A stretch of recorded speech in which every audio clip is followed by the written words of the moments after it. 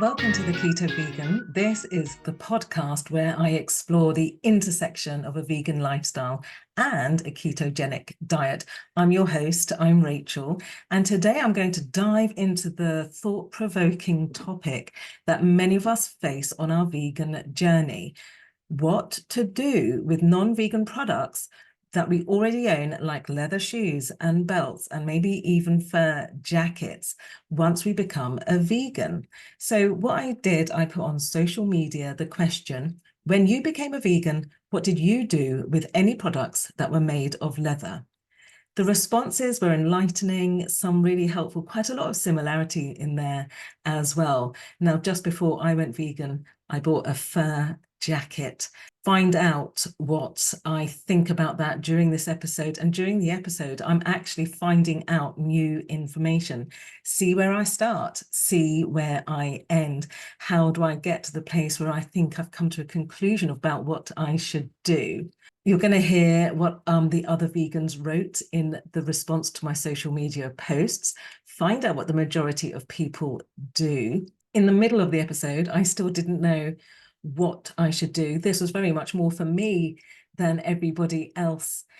I've been thinking about it for such a long time. So just join me as I unpack these dilemmas and navigate the complexities of these decisions that we have to make, or we could ignore, we could put our head in the sand, couldn't we? But it's all about the journey, isn't it, towards living more consciously and ethically. So welcome to my podcast and this episode of The Keto Vegan. I posted a question on Facebook and Twitter and Threads. The question was, when you became vegan, what did you do with any clothing, shoes, belts, jackets, etc., that were made of leather? Why? I'm about to do a podcast episode on this, and I want to know what other vegans did. Thank you. Now, I still have footwear that are leather. I had a suede jacket, and that was really, really old. I had it for many, many years. And it was tatty, it was old, and I did throw that away. I used to have belts, but as they've worn out, I've replaced them with non-animal belts, vegan belts. Any footwear that I buy now is vegan. Marks and Spencer's do a great shoe range that are completely vegan, and they're very cushiony, and they're heels, and it's just perfect. They're lovely. But I also, 2 weeks before I became vegan, I bought a beautiful vintage white fur jacket. It was second or third hand. It didn't cost loads of money, 40 or 50 quid, I think, but it was beautiful.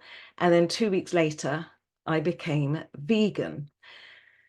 I did wear it a few times after that, and I still have it. Okay, so if you're thinking, goodness me, fur, that is terrible. There is no difference, is there, from leather to fur to suede? Each time we're using those products for ourselves, it's killing an animal. But people might say, yeah, but the furs are bred for their furs. Cows are bred for their milk, their meat, and their skins. Everything that we wear that is animal, that's why we are wearing them, because that is what they've been bred for. So is there a difference between a fur coat and a pair of leather shoes? It feels as if there is, doesn't it? Oh God, what do we do? So I'm still wearing the leather boots that I've got sometimes, because I've had them years and years and years, but they're in still really good condition. But I haven't worn the fur coat. Why is that? Why does it feel different? I mean, I don't know. Anyway, some of the responses that I got from other vegans, what did they do with their clothes when they became vegan? And do you know what? When I put the post, I didn't mention fur, because I thought it was just too much, one step too far, and people would absolutely react to it. That's mad, isn't it? If we think about it, there is no difference between fur and leather. There is no difference. It's still an animal skin that has been bred for our benefit. And I think that's wrong. Okay, so I think that's wrong. So what do I do with these leather boots that I've got? What do I do with this fur jacket? I just think throwing it away is so disrespectful. It's like it's trashing it. And yet wearing it is also dishonoring what I believe in. Oh, dilemmas. I don't want to give it away because I don't want it just feels wrong as well. Okay, so few responses on my Facebook posts. Somebody finished wearing out the shoes they had and donated belts, wallets, etc. to charity shops.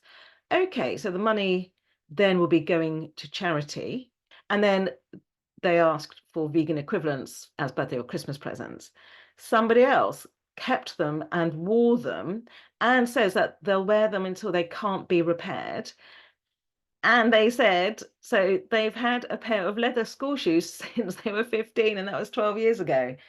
Somebody else kept them, no longer wear them because they feel it's still encouraging people to buy, as they've had a lot of really nice vintage leather jackets and accessories. I'm about to try and sell them those. I'm a bit skint. Not sure if this is hypocritical. Making money, but they will still be cheaper than when I bought them. So not really making money. And as long as someone else appreciates them, I may put a note in with them when I post them, but I might not. I know, isn't that? Yeah, it's a tricky.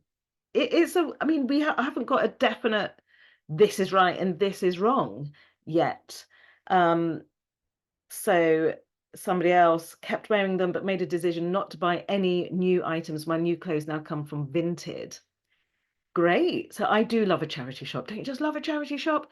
I used to live in Chichester in West Sussex. They have got fabulous charity shops. I'm now temporarily, as you know, I'm near Worthing, staying at Cookies, staying at my friends. And I haven't been to any charity shops in Worthing at all. In fact, I don't know, I wouldn't even know where to go or what road. I do like Worthing, though, some really nice bars for people my age there, which is lovely.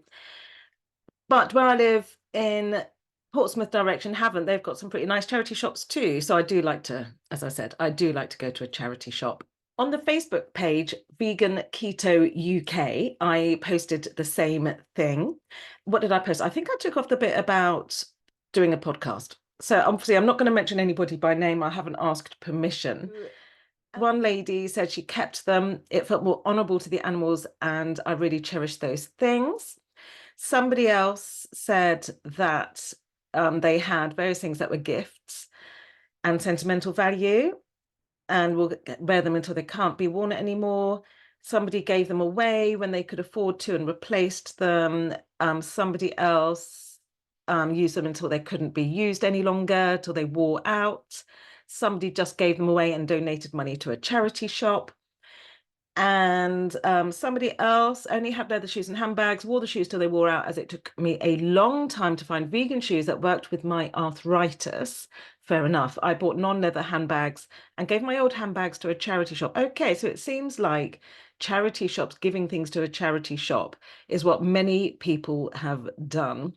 Somebody else gave them away and somebody else kept them, and her daughter now wears her dock shoes for school. But this is the only comment that is different to all the rest. So I'm going to read it to you. This lady stopped using non-vegan clothes, shoes, etc. almost immediately, even if it meant going without. So she said she had no smart shoes, no belts for quite a while. She wrote that wearing them felt barbaric once I had my ethical position clear in my own mind. I also felt that anyone wearing victims sends a signal to society that using animals is okay. That is a fair point, isn't it? I wasn't sure what to do with all the items, so I just held on to them for a while. I didn't want to sell them, give them away, or anything, as I considered them to be body parts of victims, not possessions. So I threw them all away. Many items had cost a lot of money, and I didn't want anyone to take them from a tip and use them. So I damaged each item to make it unwearable before I threw it away. Then she adds to her post a link she says, this is a great post about why I don't view this as waste. I found it really helpful when thinking through the ethics of this particular issue. So let's have a look at this post. It's called There's an Elephant in the Room blog. And the article is called About the Words We Use Waste. And there's a link to this article in full in the show notes underneath the podcast, in the details of the podcast. This article talks about speciesism. So Peter Singer is a utilitarian philosopher. He's Australian. And he talks about speciesism, that there should be no difference in value between human animals and non-human animals. And he uses an example of a baby human compared to an adult chimpanzee. And if we're saying what is human and all the characteristics of human, like being aware, being able to get attached to things, having intelligence, being aware of time, then a chimpanzee has more personhood than a human baby. So he uses that example, and he uses some extreme examples to raise awareness and to get people to think about it. This article that I've just read now talks about this is what veganism is about, really. It's about that speciesism that we feel as humans, vegan humans, feel that we in the past have been speciesist, where we think we are better than all other species, that we feel that we can eat the corpse of a dead other species and use its skin as our clothing. And it's put much more succinctly than what I am saying here. This article then goes on to talk about waste and the ethics of waste. In this world today, we hate the idea of waste, don't we? It then sort of does say about, then there's this carcass of an animal, and every bit should be used and not wasted. So this waste idea, we want to avoid waste, don't we? And it's not just vegans that want to avoid waste.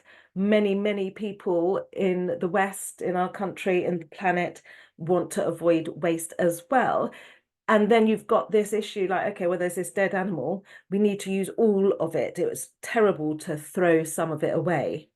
Okay, so this person, the elephant in the room, is talking about waste and gives the example of how some milk and eggs have been left by accident on the doorstep of the household of vegans. And so what was the right thing for them to do about it? And they write that the question arose about the ethics of giving them away, since the vegan household had absolutely no use for them, obviously. They write that to save waste in that context, that they've never been comfortable with that, especially because the avoidance of waste these days is highly desirable. And I'm just going to read what they wrote after that. They write, I came to the conclusion that the word waste, when used in connection with any substance or service that makes use of the life or the body of a non-human individual, is a beacon that points the way to ingrained speciesism. And speciesism is incompatible with veganism. They have such a point, don't they? I'm so glad I put this post on, because you can tell from the beginning of this episode to now, I'm finding out much more information. And I think I'm wondering now, it's going through my thinking and my processing, that when I move to my new house, I will dispose ethically of all my leather, well, all my other species products that I've got. Now, also that thing about giving to charity shops, that's an interesting one, isn't it? I don't think I can do that. I think that other species, if I think I can't wear it because of what I believe in, why do I think that somebody else should wear it? And do read this article, because they address that in there. They use this phrase, whether we are sending out a message that might leave us open to accusations of thinking ourselves holier than thou by passing on to others substances that we consider ourselves too ethical to use. We can get embroiled in debates about what should be done with non-vegan substances that clearly exist, whether we want them or not.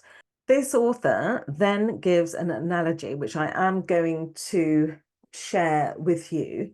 They write, imagine that by mistake, a delivery driver leaves a package on your doorstep from an exotic meat supplier who can't be recontacted, redelivered, can't be picked up. So you've got this package from this exotic meat supplier at your house now, and then you inspect it, and it reveals the slaughtered and shrink-wrapped corpse of a dog who, in life, would have looked exactly like your pet dog, who shares your home and shares your bed. And they write, picture the scene. What thoughts would go through your mind?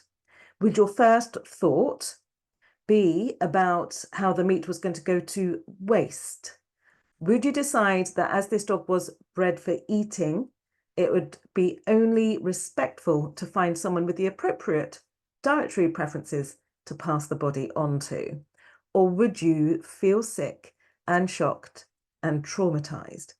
And they write, be honest now. No one will know what you're thinking here but your own conscience.